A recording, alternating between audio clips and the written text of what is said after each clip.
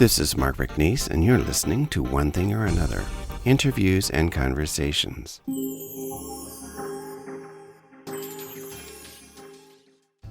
Welcome to the podcast, everyone. This is Mark, your host.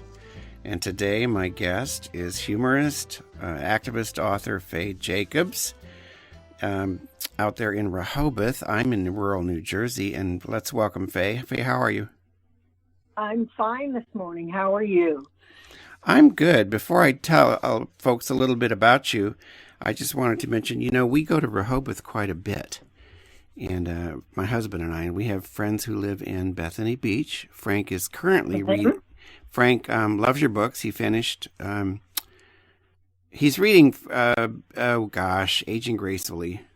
He's reading that one now. But it's the second collection of yours that he's read, and he really likes them. So I just wanted to let you know that. Wonderful. So people know a little bit about you before we start talking. You had a 35-year career in journalism, public relations, and theater. We'll get to that. As an author, you have 5 published books of humorous and activist essays. As I Lay Frying was one of them. It's in its 4th printing. Then you had a second, Fried and True, that won the 2008 National Federation of Press Women Book of the Year for humor. Your 3rd collection, For Frying Out Loud, won more national awards, including a Golden Crown Society award. Right. And your latest is Time Fries, Aging Gracefully. That's the one that Frank is reading right now. So people know. There's one more. Yeah, there is one because he told me Fried and Convicted. Yes. Fried and Convicted. That's the one he read before this. Now. Oh, great. Just a quick question. Where does the fry come from? All your books have fry in them. Exactly. It started because I was out on the beach and we were talking about suntan and we were talking about frying on the beach. And when somebody said you should call your book a literary name, and I'm thinking of Faulkner and I'm thinking of literary, and I thought, how about As I Lay Frying rather than As I Lay Dying? And people laughed and they thought it was fun. And then I kind of got saddled with it because I thought, well, I better use frying in all my titles. And I started to have a good time with it. Well, I like it. It's a consistent little hook that you've got there. Can you tell? Right. If I do another one, it's going to be called Big Girls Don't Fry. Oh, I like that a lot. We'll see. Now, can you give people a little bit of the 411 on Fay Jacobs, where you live and that sort of thing? Sure. I started out in New York. I'm a New Yorker. And but I went to college in Washington, D.C. at American University. And so I stayed and I had a long career in Washington. And at a certain point, I decided I needed to really concentrate on my writing. And it was the 80s, it was the AIDS crisis, it was the early 90s, and I was doing a lot of nonprofit work, but I really wanted to make my mark by talking about the gay community. So that's what I did, and I don't regret a single minute of it. Did you, were you going to Rehoboth at that time? How did you end up in Rehoboth? It was interesting. We had come down here from Washington, D.C. in the late 80s, like a lot of folks, to come to some of the gay bars and to have a good time, to spend a weekend or two. And I realized I was in Washington and I had to use a pen name for the essays that were published in the Washington Blade from me. Mm-hmm. Because I was sure that I'd be fired from my job with a nonprofit, and if they knew I was gay. I mean, it was the mid '80s, mm-hmm. And so we coming down here, and I saw that by the mid '90s, Rehoboth Beach was a place that was welcoming for everyone, and it was amazing because people were starting to live here full time. And friends got a house here, and we came and visited. And I thought, well, if I get a job here, I wouldn't have to be in the closet. I mean, I could be out in my job. I could be out personally. And that's what I did. And how did you start writing essays? it was an interesting time. I started writing them in Rehoboth. I had written for the Blade, and it was just sort of my day-to-day commentary on gay life, and it was, some of them were picked up by the Blade. It wasn't a regular gig. But when I came here, there was an incident. I was living on a boat with my wife, Bonnie. We were living in Dewey on a boat, and there was a hamburger place that we walked into, and the people behind the counter, the owner was making vile comments about gay people. And I was shocked. And I saw that there was a magazine in town called Letters from Camp Rehoboth. And I wrote a letter to the editor saying people should be warned about this guy. Mm-hmm. And the editor and executive director of Camp Rehoboth, which was the nonprofit that published the magazine, he went and talked to the guy with the mayor of Dewey Beach, and they told him that kind of behavior was out of bounds. And I don't know whether it had anything to do with it, but the place closed up really fast after that. And Steve Elkins asked me if I was interested in writing for the magazine. So my first essay was how my wife Bonnie and I got to Rehoboth from Annapolis by boat. And once I wrote that essay, I haven't missed a deadline but once in 26 years. Are you syndicated? No, I am not. Okay. I have kept it just to Rehoboth Beach, although a lot of my columns appear on social media. So in that way, I have a lot of people who I'm in touch with. And now I was wondering too, where you get your inspiration from. How often do you write your columns? My column comes out 15 times a year in Letters from Camp Rehoboth. I'm also writing columns for another publication called Delaware Beach Life, and they are more resort and Delaware oriented. Mm-hmm. The ones in Letters are more LGBTQ oriented. And the inspiration, my motto is nothing is so bad if it's worth the story you can tell. And I got that one from my father. Mm-hmm. And just about every day something, is weird or ironic or something. Laughter comes from universal situations where people recognize themselves and they can laugh about themselves. So mostly I talk about things that we've done, the pride parades, the marches, dealing with the IRS, ziplining, getting sprayed by a skunk. Something happens, I write about it. Did you had an essay about your wife having colon cancer, did you? Well, I did. Some life isn't always pretty. And I did have an article about the need for people to get colonoscopies. And also, while she was in the hospital, in the early years, I had one about she was in the hospital and we weren't treated very well as gay people. Okay. And, that was back, in the early 90s, and people weren't as woke as they are now. And then luckily, I got to write another one, and everybody is fine. But there was a great change in the way we were treated, and that was really newsworthy, I thought. Yes. I asked that only because Frank was curious about that, because we are both regularly screened, and he didn't know if the colonoscopy, failed to find something. He was just curious about that. So. Yeah, no. And she's fine. She's absolutely fine. She had surgery and she's well. She's cancer-free after 5 years. We're all thanking goodness. And but it did give me plenty to write about, which is where I get my inspiration. Whatever's happening, I write about it. And are those... Hopefully it's more... Are those columns what you then compile into your books? Yes, it is. Yeah. Okay. I mean, I've been writing for 26 years for Letters from Camp Rehoboth. Wow. And about 12 years for Delaware Beach Life. So they become my books. And I'll give you a scoop.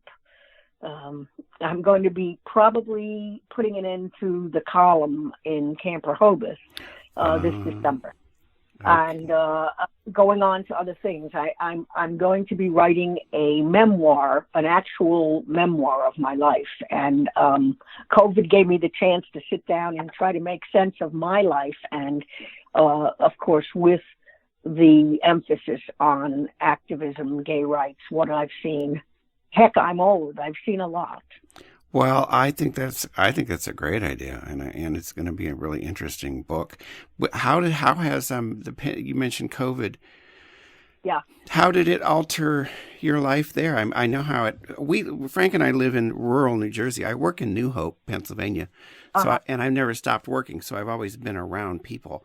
But it's very different, of course. We lived in New York City for 25 years, and that's a completely different experience than living out here in the sticks. What was it like for you the last few months? Well, good and bad.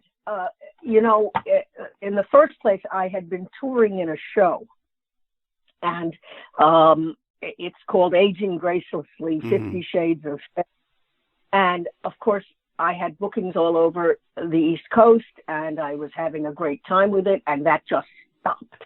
I think I'm retired. I had touring with the show for 5 years, and so COVID really put an end to that. I laugh about it. I said I got into show business at an age where I'd more likely break a hip, and it really was fun doing it, and so that stopped. But truthfully, staying home and not having too many activities gave me time to write, start this memoir, and also I loved being home with my wife. We've been cooking more, staying home with the dog, and binging ridiculous things on Prime and Netflix. And I've really enjoyed it because I've had a very, very busy career, and this put the brakes on it, and it was pretty good. That's good. And you mentioned hips and age. Is that where sit down comedy came from? Absolutely, because I didn't think I could memorize a one-woman show. And I see writers like David Sedaris, they do fill huge arenas and auditoriums, and they just sit in a chair and read. So I thought, well, maybe let's try that. So I tried the show out at Camp Rehoboth in their little theater, and it worked. And so basically I call myself the last comic sitting. Yeah, I like that. And I was very excited to go from Rehoboth with the show, which I did about 7 times here. But then I began getting bookings. I did New Hope. I did the Raz Room in New Hope. And I did the Duplex in Greenwich Village off Christopher Street. Mm-hmm. And I've gone to LGBT community centers and organizations, churches. I've done a lot for the Metropolitan Community Church. And it's been a blast. It's just been so much fun. Yes, that I just suddenly stopped and thought about MCC New York, because that's where we got married there with the pastor and a couple of friends. It was no big deal. Isn't it wonderful? Yeah, I didn't do MCC in New York. I did do the community center, and I did a couple of other gigs there, and it's just been, it was just really nice. Now I'm hoping we'll be back. I have no idea. Broadway's not coming back till late fall, early. Late spring, early fall next year. So I have to see if it's still viable to go out on the road. Well, you have an event tonight, but it's Zoom. I think it's by Zoom. It's a Zoom event, but I believe they are broadcasting it live, Facebook Live. Oh, okay, that's cool. Camp Rehoboth Community Center, and this is a little different. It started out. An LGBTQ school organization asked me to do a little gay history talk, and it was through Camp Rehoboth, and I did the gay history talk for these youngsters, and they were fabulous. And my friend said, well, we wanted to see it too, and it was said it was only for the high school group. And so we decided to try it, and we're trying it tonight. It's a little bit humorous, but it's a good gay history 101 kind of thing, and we've got almost 100 people signed up. Not everybody from Rehoboth, all over the place, and that's why they decided to put it live on Facebook as well tonight. Now, how can people find you and read about you? I know you've got a website. Obviously, I'm just throwing it out there so you can give them the URL. Sure. Well, I have FayJacobs.com, and we have my books are available from Bywater Books or from Amazon, and anyone who wants to read my column from Camp Rehoboth can do that online, camprehoboth.com, and watch my Facebook page. I have Fay Jacobs, author and humorist. I like that. Now, just off topic here a little bit, did you watch any of the horror show last night? Oh my God, I watched every minute of it. There wasn't enough vodka in America to help me through that. It was just awful. And yet like an accident, you can't take your eyes off it. I thought it was embarrassing for the president and for our country. And I don't think anybody changed their mind unless they left the Trump camp. I thought Joe Biden did the best he could under the circumstances. I've never seen such a badgering bully in my life. And it was sad, really sad. My phrase now is act up, vote blue. I just feel like this is the election of our lives. It is, and it's a defining moment for the country. And absolutely, I don't know what's going to happen. I'll just say a couple of things. We watched for an hour and then we turned it off because we just couldn't. It was like just the same thing. It was like a loop of of awfulness. So we turned it off, and then it wasn't until this morning that I read that he basically told these Proud Boy militia terrorists to stand by, which I think is it's horrifying. But I refuse to fear. I mean, I get anxious and I think, please let this be over soon. But I know that so many people are frightened, and I think that's part of the game. I think that's part of the strategy. And I'm not going to give in to the fear. I'm going to hope for the best. I'm going to do what I can do. I'm going to speak out, but I'm not going. Despair is a swamp or something that I'm not going to allow myself to sink into. I agree with that. Right now, this afternoon, I'm writing letters for the Democratic Party to left-leaning voters who don't always vote. I've got about 60 letters that I'm pumping out. I'm going to do everything I can to make this happen in Joe Biden's direction. My problem with it is I think he signaled last night that no matter what the voters say, and while they're counting the ballots, the absentee ballots, he's going to declare it all a fraud and force it to the Supreme Court. And if he gets his gets his choice for the court by that time, it's a real danger that our democracy will not survive this particular election. He believes he will be here for life as a dictator, and he's setting it up. I mean, that's what he's doing, telling his Proud Boys to stand by, possibly for an insurrection, refusing to accept the results of the election. He told us that. So I'm fearful of that. However, I'm more determined to see that if it does happen legally, we can take care of it. Yes, because it's not. I didn't mean to sidetrack us here, but it's not as simple as I'm not accepting this and the Supreme Court's going to decide it. The states decide it. It's going to be a protracted thing. My hope is that, and I've told everybody now, if you can vote in person, vote in person. Because if you can do it, do it. We can't vote in person. Well, we can go to the polls in New Jersey, but there's no machines. You get a provisional ballot. And I said, don't use a provisional ballot under any, you might as well throw it away. Don't do that.